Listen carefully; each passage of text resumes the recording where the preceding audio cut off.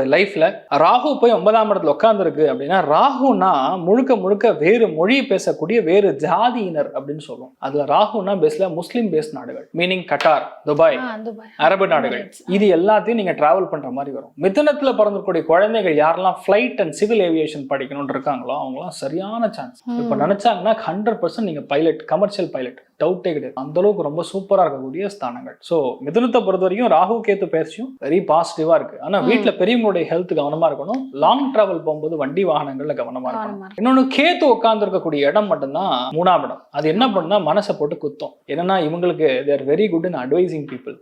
மற்றவங்களுக்கு ஒரு கதை சொல்லணும்னா பிரம்மாண்டமாக சொல்லுவோம், வண்டர்ஃபுல் கன்வின்சர்ஸ். அதனால தான் மேக்ஸிமம் சூப்பரான பேச்சு திறமை இருக்கக்கூடிய ஆட்கள்லாம் மிதுனத்தில் பிறந்திருப்பாங்க. அதே மாதிரி பார்த்தீங்கன்னா பெரிய பெரிய கலைஞர்கள் அவங்களாம் மிதுனத்தில் பிறகு மீடியாவில் பிறந்த அத்தனை பேரும் மிதுனத்தில் இருப்பாங்க. அந்த கலைஞர்கள்னு சொல்லுறது நான் வாத்தியம் இந்த மாதிரி பண்ற அத்தனை பேருமே அதில் இருப்பாங்க. And they have an affiliation towards arts, fine arts.